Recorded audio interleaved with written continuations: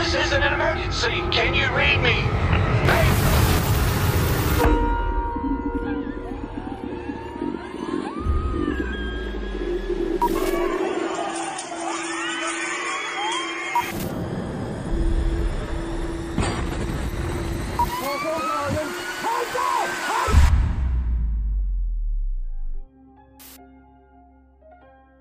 38 disturbing videos, 7 levels. This is an iceberg of the most disturbing moments caught on camera right before disaster struck. We'll start with the eerie incidents and slowly delve into the truly ominous moments that are not easy to see. Let's start at the tip of the iceberg. Level 1. Le Poitou Glacier Fall. On April 18, 2023, French skiing group Le Poitou uploaded a video featuring helmet camera footage of a member's 15-meter fall into a glacier crevasse on Meige Mountain near Le Grand France, exactly 1 year earlier during an off-piste expedition. The video shows the skier, who is still unknown to this day, suddenly encountering a hidden fissure while descending the glacier. As the snow bridge collapses beneath him, he plunges feet first into the crevasse, his GoPro camera capturing every second of the fall. Eventually, he manages to wedge his skis against the narrow ice walls to try and stop falling. The group, watching from below, took 20 minutes to reach the site, managing to use ice screws, axes, and ropes to rescue him from the site and help him escape uninjured. But Le Poitou delayed sharing the footage for a year to process the fact that they came so dangerously close to losing one of their own.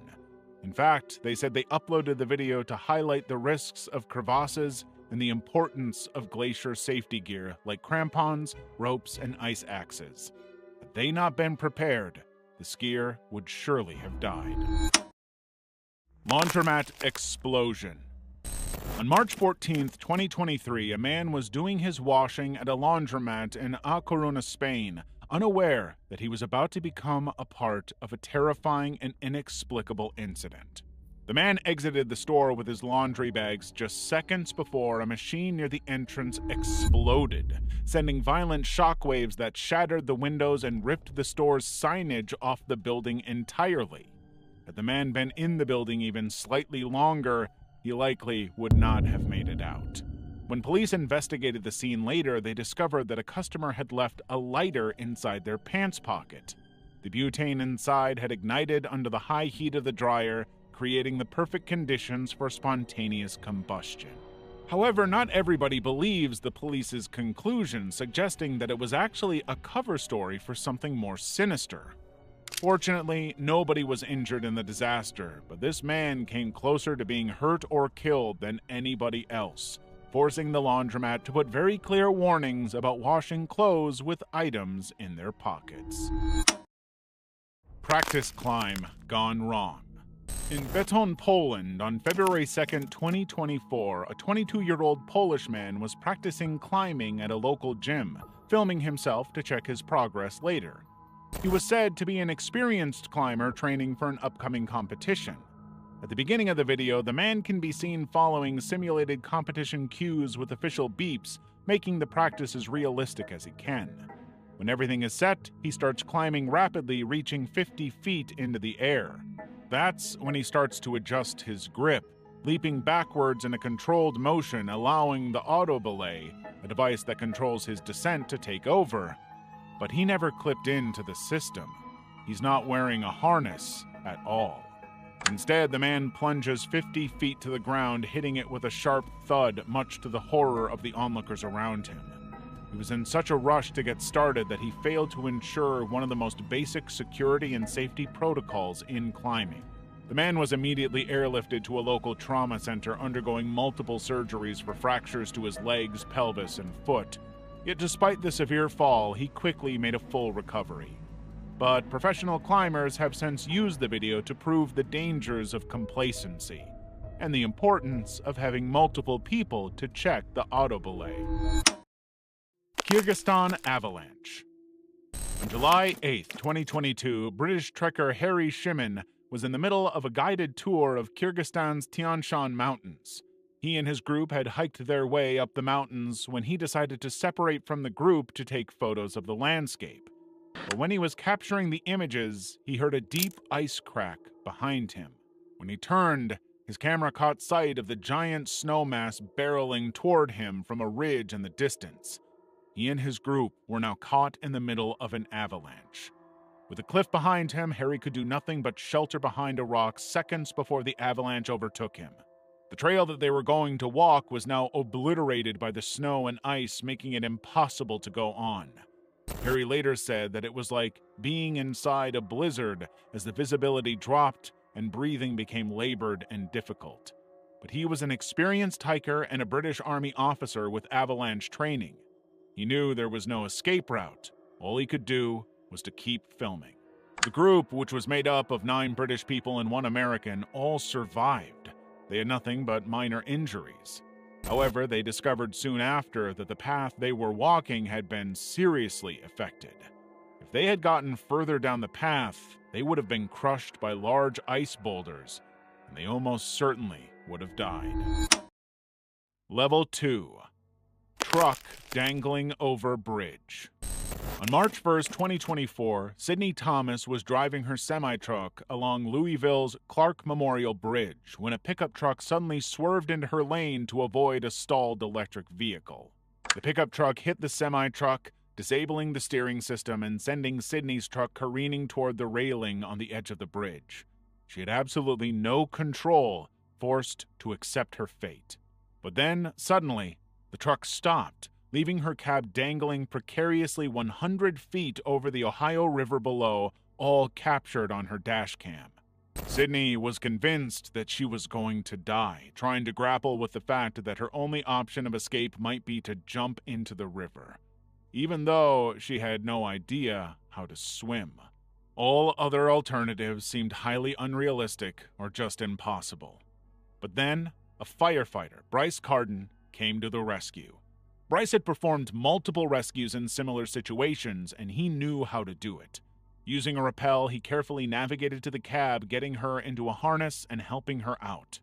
It took 40 minutes, but Sydney survived the whole experience, able to return home to her son. The man who crashed into her truck was later revealed to have been driving with a suspended license, almost costing an innocent woman her life because of his ignorance. Despite the trauma, Sydney went back to work within 3 months, but made a point to avoid the bridge. Lazar Dukic. Lazar Dukic was a 28-year-old Serbian CrossFit athlete and 3-time Games competitor competing in the 2024 CrossFit Games in Fort Worth, Texas. But he was about to become known for something far more disturbing and tragic. Event 1 began with a 3.5-mile run followed by an 800-meter open-water swim at Marine Creek Lake, all presented live to spectators and a global live-stream audience. But it became clear pretty soon that Lazar was not fully prepared for what he had gotten into.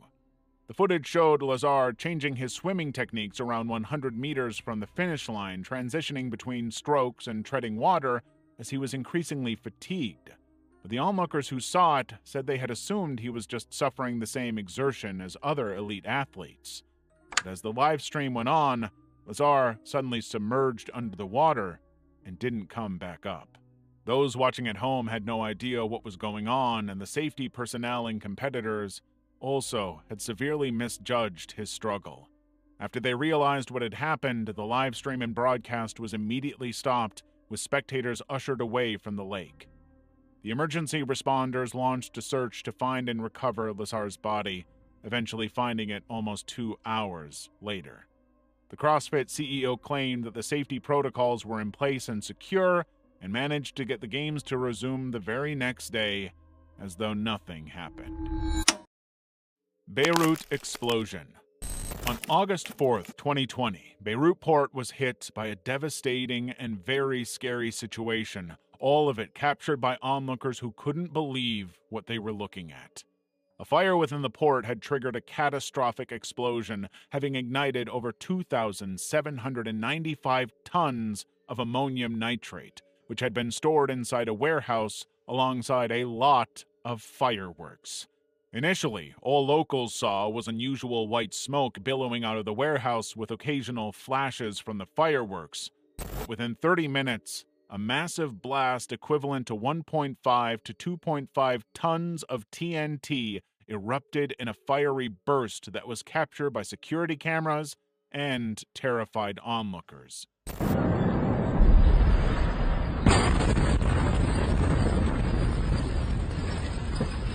Just 33 seconds later, another explosion erupted, even bigger than the last. This one was estimated to be the equivalent of 1,000 to 1,500 tons of TNT, producing a supersonic shockwave and a giant red-orange mushroom cloud. The force of it was so strong that it shattered windows kilometers away, flattening other structures on the port. Debris was catapulted all over, activating alarms and engulfing streets in dust clouds. The blast from the explosion ended up killing 218 people, including firefighters and international workers, and injuring another 6,500. It was later revealed that the ammonium nitrate belonged to the government, who had failed to understand what they were doing. For years, the negligence had led them to store it in this highly dangerous way, now leaving a 140-meter crater behind, and putting many into the hospital. Kamikaze pirate ship explosion.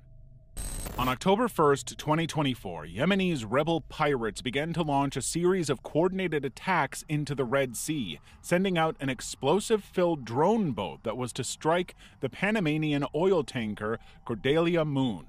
The carefully plotted attack began with 4 missile splashes, which landed near the vessel as an intimidation tactic. Then, they sent the explosive-filled drone right into the side of the tanker, destroying a buoy used to keep the tanker afloat. Fortunately, the ship did not sink. But the Cordelia Moon was full of armed security personnel on the way to the Suez Canal, and this was a very clear escalation, the first since September when the pirates had paused all maritime attacks. They later claimed responsibility for the attack, demanding an end to the Israeli military operation in Gaza. Unfortunately, they seemed totally clueless that neither the Panama-owned Cordelia Moon nor their other target, the Liberian-owned Minoan Courage, had any ties to Israel. Fortunately, nobody was injured, but it was a clear demonstration of the pirates' evolving tactics, combining drone boats, missiles, and aerial drones to overwhelm defenses and make their attacks more devastating. Since October 2023, the group has attacked over 80 vessels, sunk 2 ships, killed 4 sailors, and disrupted $1 trillion in annual trade for their own purposes. And if you want access to more great, disturbing videos like this one, just hit that subscribe button. Level 3. Passenger jumps off cruise ship. On May 26, 2024, the Royal Caribbean's Icon of the Seas was in the middle of its week-long voyage from Miami. The ship was around 300 miles from port, and one man inexplicably decided to jump from the ship's 5th deck, a 90-foot drop into the highly shark-infested waters. The incident was captured by onboard surveillance cameras and guests, with the overboard detection system immediately triggered and forcing crew members to stop the boat immediately and begin a search for the body. Rescue teams deployed a boat to search the waters around the boat, along with the U.S. Coast Guard. Within a few hours, the body was recovered, but it was far too late to save him. By the time the body was returned to the ship, he was pronounced legally dead. Of course, those on board the ship had no idea what had happened and applauded the announcement that his body had been recovered, believing that he had been found alive. After a 2-hour pause, the cruise ship continued on its route, with most of the guests on board continuing their planned activities, something that horrified some of those on board who believed the cruise should have been immediately stopped. Helen Nyabuto. 24-year-old Kenyan care worker Helen Nyabuto was live-streaming herself swimming in an unsupervised motel pool in Chatsworth, Ontario. She had been staying temporarily at the motel for work and decided to take advantage of the facilities.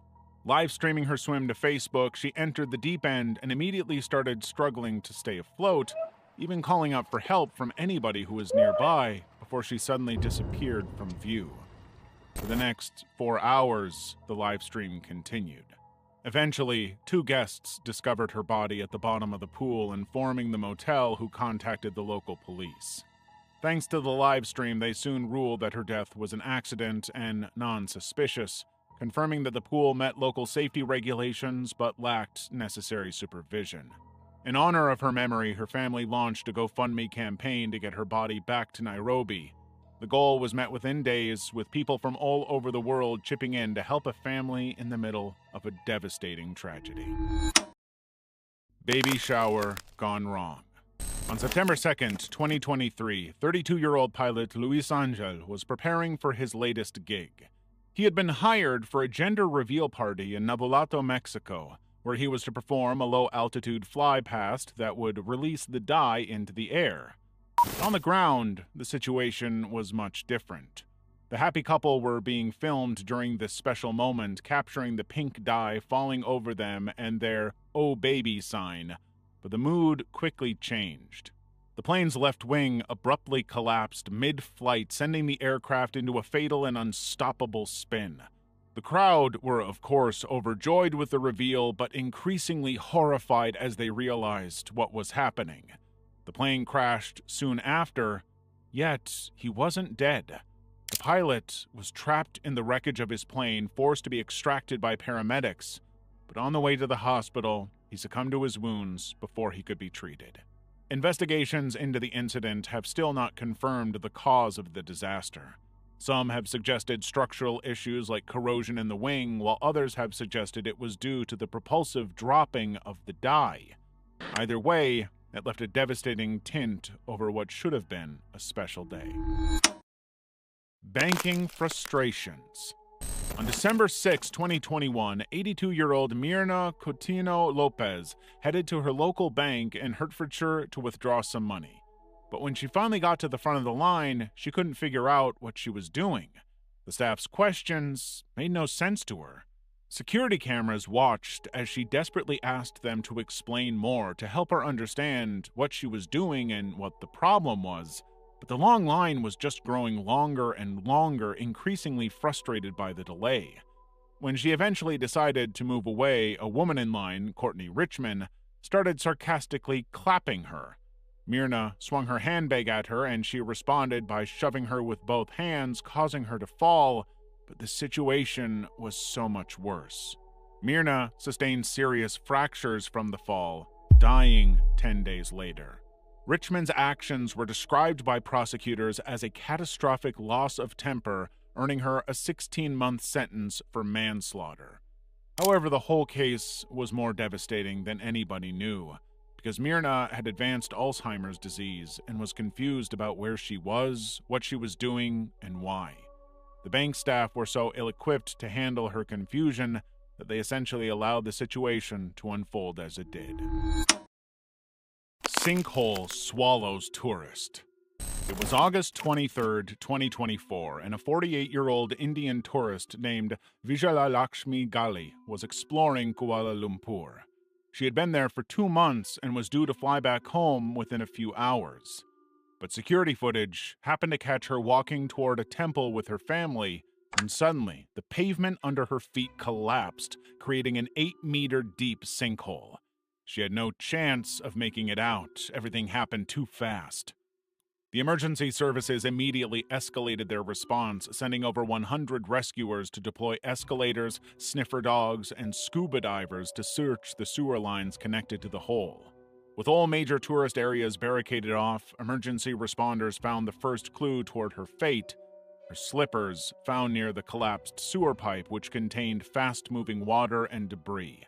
But their efforts were once again complicated when a second sinkhole emerged 50 meters away on August 28th. The whole thing was no longer safe, forcing them to shift the plan. There was no chance Gali was alive now. On September 1st, she was declared legally dead, and to this day, her body has never been recovered. Bungee jumping accident. It was December 18th, 2016, and Fabio Ezequiel de Moraes, a 36-year-old Brazilian thrill seeker, was about to attempt an incredible 40-meter bungee jump from a railway bridge in Sao Paulo, and he was going to record all of it. The video begins with Fabio with his wife, 6-year-old son, and brother, who had all gathered to watch what could be the pinnacle of his stunting career. He had apparently been so prepared for the jump that he even considered jumping with his son, though eventually changed his mind. When the moment finally arrived, Fabio jumps head first, but the cord tied to his ankle doesn't rebound. The specialist team he had hired miscalculated the length required. Fabio hit the ground directly, collapsing right in front of his family. But by the time he was transported to a hospital, he was pronounced dead right away due to head trauma. The video that Fabio took became key evidence in the investigation, confirming that the team responsible for rigging the jump had catastrophically misjudged the entire thing and cost a family a valued member. Sergio de Santana's zipline accident. On August 10, 2022, Sergio Murilo Lima de Santana, a 39-year-old tourist from Belém, Brazil, was in Canoa Quebrada, filming himself on a 30-meter high